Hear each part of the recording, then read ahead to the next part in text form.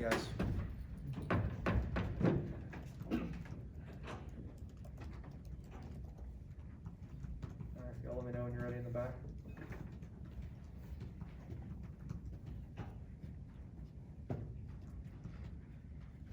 All right, first question will be Ira, over to your right. Coach, looking back to the last play, you reevaluate the call and then also, I guess, talking to the players about what happened after the catch, like what kind of answers could they give? Yeah, I mean, not great answers, but, just going back to the last play, listen, we didn't want to be in that position as it was, but that's how the game came down to it. Thought our guys played well, but at the end of the game, clock's rolling, it's a dead clock, we got 4 down on the field, and it was like, all right, we're rushing the passer really well, so we kept 4 down rush, knew we tried to get the ball out, tried to get the corners back as far as we could. They got back to about 10, want to get them back more, had a post on the overlap, and became more of a one-on-one play that I wanted it more of a 2-on-1 play, but it happened, got to make a tackle at the end to try to win the game there and didn't, so disappointed on the result of that play for sure. Adam, on that play, if there's, say, 5 seconds or 4 seconds left, what changes in the defense? Because Instead of 6? Yes. Yeah, Does it change anything at all? I went through that because it's still a field goal game, so you're trying to make the decision, they got a timeout left. So you're always trying to make that decision, the Heat, okay, is it gonna be more of a chunk play with a timeout for a field goal to tie, right? Or is it gonna be a shot to the end zone? In my mind, going through it, it's like, okay, he can't reach the end zone if we rush 4. Like, that's not happening. We'll get there before he can get the ball off 60 yards. So, let's be 4-man rush, get the pressure, back the guys up so they'll see the ball thrown, overlap it with the safety, and put yourself in position to get the ball down. That's really what it came down to. And so it went through my mind, listen, can they get 30 or 40 and time out it for a field goal? And right in my mind, I'm like, I don't think that's what's gonna happen, right? So right away it went to, all right, listen, 4 down rush, back them up, overlap post, let's go play. And that's really what it came down to. Next will be Gene, over to your right. Outside of those, outside of those last couple drives, when you guys had held them to one offensive drive effectively the whole game, what happened? You guys just started to press where they wore out? With the last 2 drives, they moved it at will up and down the field. Yeah, well, start out on the second to last drive. It's 3rd and 12, and we have a penalty. And it's a 2nd and 20, and we have a lapse and an MA on a ball that we've covered all night. Then we get them, and we pick the ball off on a 3rd down. We're on the bench, and it's an overview targeting call. So that was that drive. So were there breakdowns? Yeah, penalties and a crucial 2nd and 20 lapse in judgment, and then a penalty on a 3rd down when we pick the ball off to get off the field. So then we go back out, we stop them, score, then we come back on the field in a 2-minute drive. So that's what it was. Definitely thought we had them stopped on numerous times in that second to last drive, and for whatever reason we didn't. So yeah, disappointing the last 2 for sure. But up until then, I thought we played really solid football. I'm sorry, my last question about this play. But No, go. When the snap is called, you have 9 guys within 10 yards of the line of scrimmage.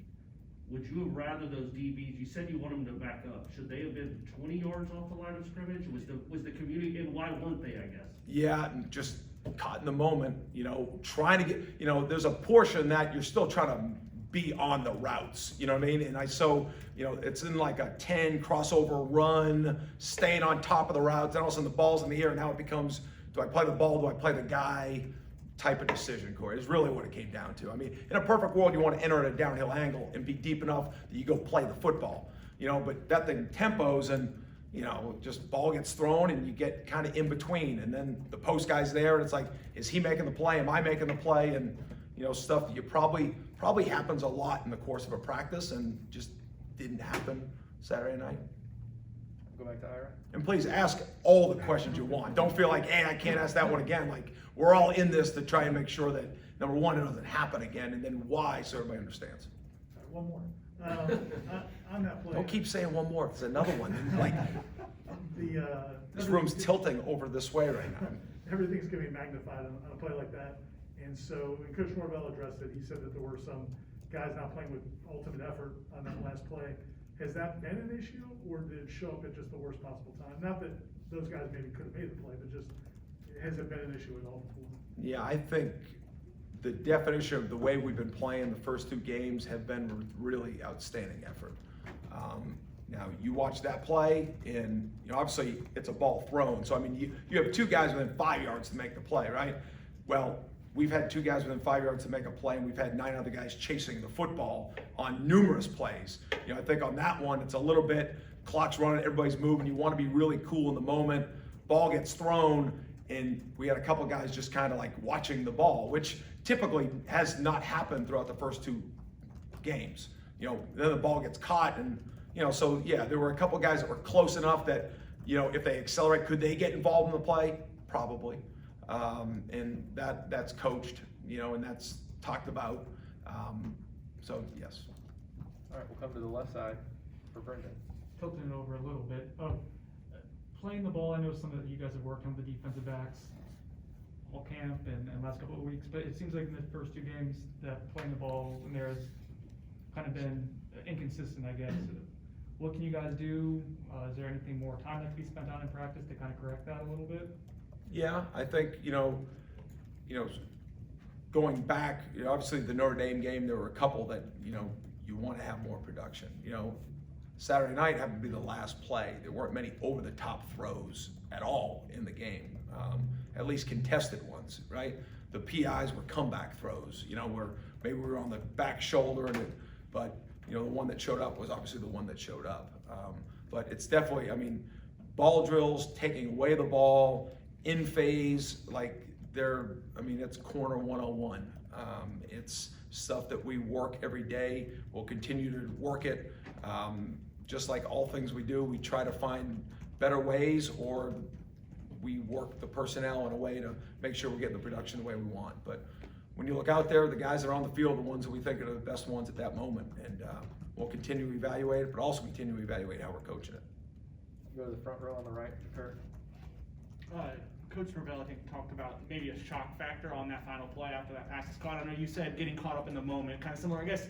So do you agree with the assessment of maybe a shock factor? And what can you kind of do about that after the fact to make sure it doesn't happen again? It's probably a pretty troublesome thing to see or hear. Yeah, listen, there's a lot of different scenarios at the end of the football game that you're not going to work on every one every week, but you're constantly working on 2-minute. You're constantly working on last plays. You're constantly working on 4-minute, and it's just things. And so make practice real, right? That's something we preach all the time, of whether it's the way you play first down, 2-minute, whatever it is, last play of the game. You're always trying to, in the moment on a Tuesday or a Thursday, you're trying to bring that emotion to Saturday, because that's how you are able to replicate it. And so, that obviously didn't happen on that last play, and it's something that we're going to put them in the position again this week and try and make it better. Next will be Austin, back right. Tremaine obviously played very well again Saturday night. When you have someone like that who's excelling so much individually, is there anything you can do within the defense to scheme to exploit him even more so? Yeah, and we're doing it now, and it'll be constant.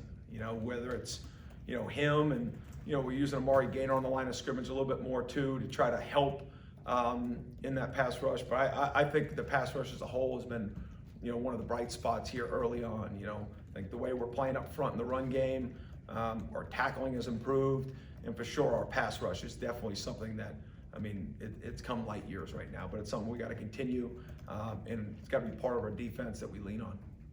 Next will be Corey.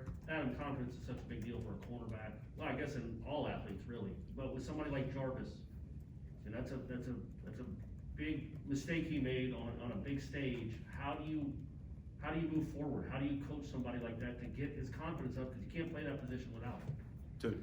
Absolutely, and the confidence comes with the work. And when you go out there and you work at it and you put yourself in that position to do everything you can to be the best you can be, once you do that, confidence is coming, and it sticks. There's no fake confidence to it, right? So I can go make a play and maybe that'll last a little bit, but if I'm not doing the everyday work where you feel like you deserve the result, right? Then when it doesn't happen, you're angry about it, and you go put in more time and you keep working, and that will come. And so that's the message. All right, Ira. Could you talk about Wake Forest offense, particularly the way they run the football is a little bit different? What challenges do they present? Yeah, I mean, it's very, I think when you say the way they run the football, you're just talking about the mesh point with the, you know, and listen, RPO's been around for a while. And so what they've done is, you know, why do you do that? You try to undress the different levels of the defense. And, you know, obviously their philosophy is a little bit different than some people in that the mesh lasts a little bit longer, right? How does that affect what you guys do? Just the timing of it all. You know, I think you still have gaps and you still have pass fits that you got to fit, but now the timing may change a little bit. You know, I think, you know, up front, it gives you a little bit chance to be able to knock some plays back and get involved in the quarterback, which is something that they have to deal with too. So, you know, there's a bunch of different ways to do it. Obviously, there's a little bit unique because you don't see it as much. But I do think it's brought in some proactive thinking for a lot of offensive staffs, I think, because of the way they've had success with it. All right, Gene? Adam, it looked like once or twice there were some issues getting the defensive play call in at a timely manner. It looked like at least once Jacksonville State took advantage of that with a quick snap. What are you guys doing to address that so this obviously doesn't become an issue? Yeah, I think, you know, there are tempos that happen consistently throughout games, and then there are teams that aren't that way, and then they get on the ball quickly. You know, and just with our signal callers, when the signal gets in, of making sure it gets in, and they understand that they don't second guess what they saw for a second or third signal to make sure it's what they saw. Trust your eyes the first time, get down, and be able to get set. Go to Aslan in the back right corner. Renardo, Jaring, and Miko, I think your guys, I would assume probably have really high upside for you, but weren't able to practice a lot in the offseason. Is it the hope that these guys, the more they play, that they'll be a whole different looking sort of back end the way you guys are performing? Yeah, I think, you know, Renardo played the most he's played since the Carolina game. So that's a positive, you know, because if they're playing more in the game right now, it means they're practicing more. So within him, I think he is on the uprise. You know, Jarion had some issues during camp from a physical standpoint, so there just wasn't the time to get him ready. This hopefully will be more of a complete week for him. You know, and then Miko, you know, he's coming off something and we're continuing to work, but I got all the confidence in the world in the work that Miko will put in. Go back to Ira. You've been able to get Kevin Knowles in both games, and then Shaheem has got in a little bit in this past game. Looked like maybe a little over aggressive on at least one play. What have these first couple games been for those guys to just get game action? Yeah, Kevin's has been really clean in his performance. He had two plays specifically at the end of the Jacksonville State game. One got called back on a penalty that he was playing a little bit out of his comfort zone, but the moment's not too big for Kevin. You know, I think Kevin has taken the reps that we've given him, and he's continued to get better with it. You know, this was Shaheem's first run. We told him he was going to play. He got in the third series. You know, gave us some reps. You know, some were cleaner than others, but it was a necessary step in him. You know, want to get him more snaps, but his snaps come out there right now with the second unit. And I think as long as our thought is to push that acceleration with him. So we're hoping the development goes quickly so that you can see him out on the field more on game days. Kalen's obviously going to miss the first half. I mean, how do you do that as a defensive coach? Will it be you playing two guys to play? Will you plan on bringing him to the second half, or how will that work out? Well, you know, we dealt with that in game one with Jamie Robinson. So it's something that is not new to us this year, you know. So Kalen he'll get reps.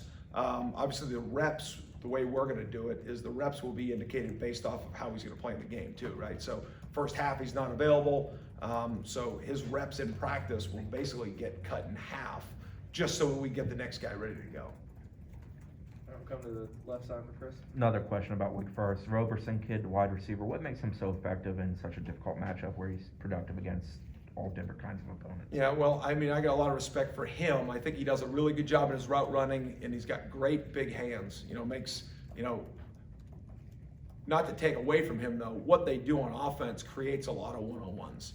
You know, because of what Ira said, you know, just with the RPO and the meshes, I mean, they're extremely well coached. They do a really good job of executing the run game. They don't give up a lot of TFLs with just how they block it. So, you know, it creates space for those wide receivers. and they're playing with an extremely confident and veteran quarterback that puts the ball, you know, where it needs to be put. So I think all the wideouts in that program definitely, you know, definitely see the results, you know, based off the run game, based on how the quarterback's been playing. But, you know, they do a nice job. Next will be Dom in the far back. Coach, Sam Harvin looks like a guy who just knows how to efficiently run the offense. Now, on paper, doesn't look like there's anything flashy about his stats, but you mentioned he's a veteran presence back there. What does it take on defense just to disrupt a guy who kind of works within his means and doesn't seem to make the mistakes that, you know, most of your defense are trying to create in that game? You know, the good thing about a veteran and a coaching staff that's been at the same program for a while, like Coach Clausen's been with that program, is, you know, number one, they feel really comfortable with what they're doing. But also it allows us to get a good beat on this is who they are, this is what they want to do, and then you can teach offense to our guys. You know, just like this is where the read is, this is what they're looking for, this is what we're going to present to them so that you can play off of that in a better way on defense, if that makes sense, you know, right? So, you know, these second, third level read stuff that the offenses are doing, you know, it's based and predicated off how the defense reacts. And if you can educate your guys on that, you know, you can put the ball at least in an even court and it comes down to making the play and you don't play behind it all the time on defense. So, you know, I think it works both ways, you know, but to take nothing away from their quarterback, I think he's, you know, he's super accurate, he's super intelligent, he's tough, and you see the ball get put in the right places most of the time. Y'all good?